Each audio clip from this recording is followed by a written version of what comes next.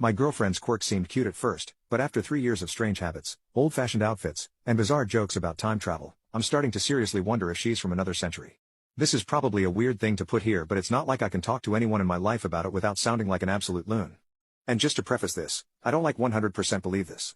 It's maybe just a suspicion that got into my head, and hopefully putting it down will make it go away.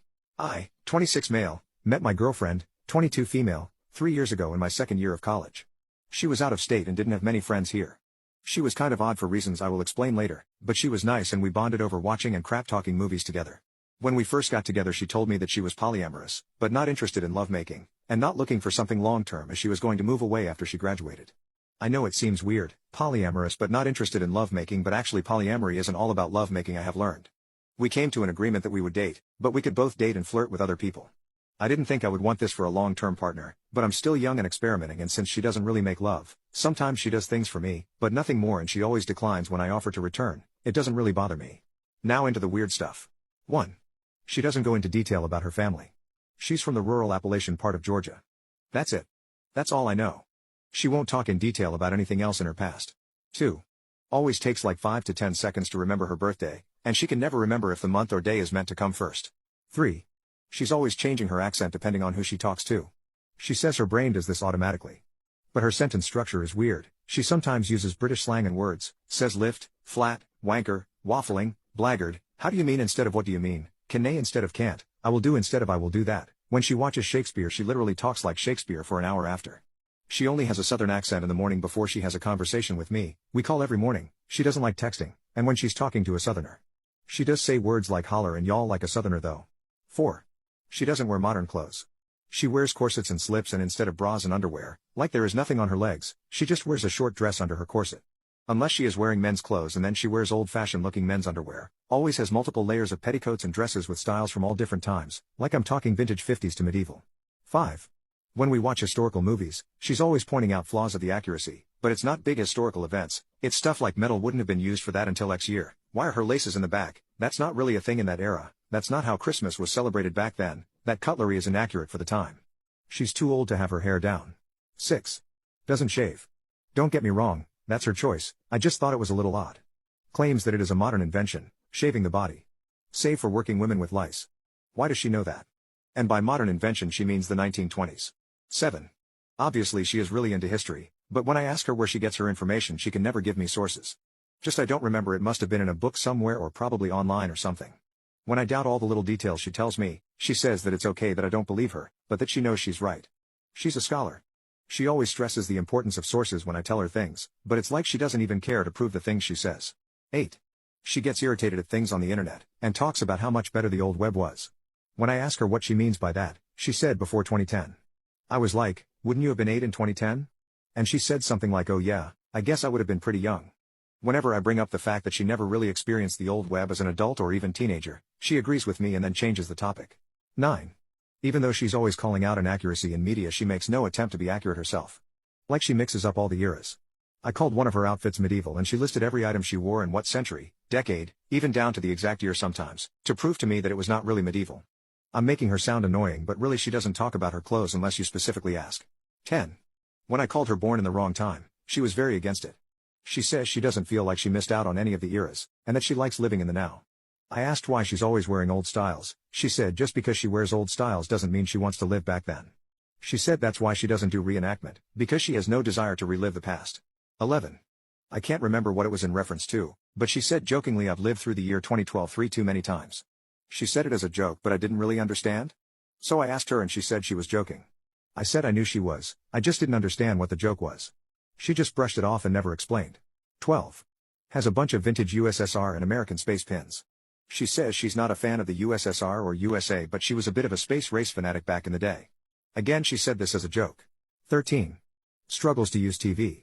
Something about the remotes and buttons confuse her. She says it's because she grew up without a TV, but then she also claims that she was on the internet pre-2010. And it's not like just a little tech savvy, she knows HTML and a bunch about like radios, cassettes, CDs, and vinyls. It is just TVs and modern computers she struggles with. 12. I introduced her to Doctor Who and jokingly asked if she was a time traveler, and she said something like, I've never understood the appeal of time travel. I mean, wouldn't things get confusing, never remembering your age and always second guessing if you were following the societal standards of the time? Maybe I just don't have a big enough imagination. but that's a lot of thought put into time travel for someone who doesn't desire to time travel. 13. She was making a comment on trans issues, said something like back in the day you could cross-dress and everyone just assumed you were that gender, it didn't take a lot to pass. I asked back in what day? And she was like pre-1850s. I asked her where she heard this because it sounded silly to me, like I'm not transphobic or anything but I can tell what gender someone is by their facial features. She said something like well, we told it by the clothes. I was like, we? And she was like by we I mean humans pre-1850s. Not like I was actually there. I said what if you were actually there and you were actually a time traveler, and she said something like I would probably have been a nun. No need to tell the men from the women in the nunnery? Where did that come from? I was like what's that all about?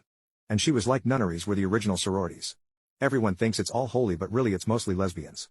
It's not sodomy if there's no schlong. Where is she getting this? 14. Speaking of cross-dressing, she does a lot. She wears men's historical fashion. I am straight so I see her as a woman, but she told me that she was really agender. I asked why she didn't tell people that she said it's not that I'm not a woman, the definition just changed. I'm a woman of the old standard and most people assume I'm a woman, so I let them. I asked if she would prefer I use other pronouns than the girl ones, and she said that she didn't really care either way. I'm not really into gay stuff, like I have gay friends so I know more than the average heterosexual guy but they don't really talk about gender and stuff so maybe that's not really that odd but it seemed odd to me. 15. And probably the weirdest thing, she's 5 feet 5 inches and average looks skinny, but weighs probably like 150 to 175? That's just an estimate from when I pick her up. When I comment on this she says she has dense bones. What does that mean? She looks slightly underweight if anything, so why is she technically overweight? There's other stuff too but that's all I can think of off the top of my head. I just had to vent because it's getting to me. If anyone has any advice or similar experiences feel free to comment.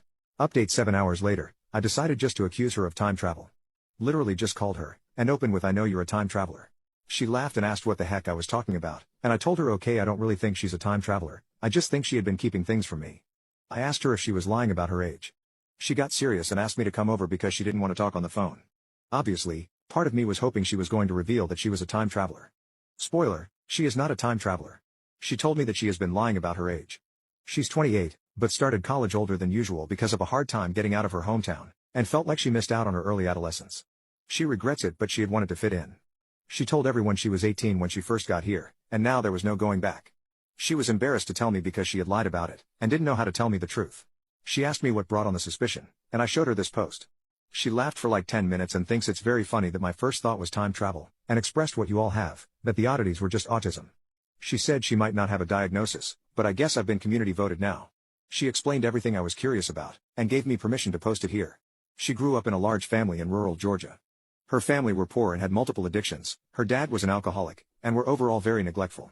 The community she grew up in was really behind in technology because of the poverty, and her family didn't have TV. She would spend lots of time in the local library just to be out of the house, where they had free internet access and lots of books. She found interest in historical clothing, and since she already knew how to sew due to her upbringing, modifying hand-me-downs, repairing clothes, she got really into it. She was always the least favorite of her siblings, not physically abused, but ignored. When she was older, she found out that she was intersex, and had a male private part that was removed at birth. She thinks that's the reason her parents ignored her more than the others. They were very religious and she thinks they saw her as a mistake in God's eyes. The bone density is probably related to her being intersex. As for the 2012 thing, it was a really traumatic year for her. She relives it a lot in her dreams. The sources thing, she says that it's important in academia, but she doesn't bother when it's just shitting on movie inaccuracy since most of it is stuff she learns for fun and then doesn't remember the sources. The accent thing, she was basically raised by online media, she was quiet growing up and avoided talking to people, so she ended up hearing and absorbing different bits of slang from all over. So, not a time traveler. But she pointed out that if she was a time traveler, she could have told me all this to cover for it. I said if she was, it was a pretty genius cover story. Thanks for enduring my silly theories everyone. I needed this.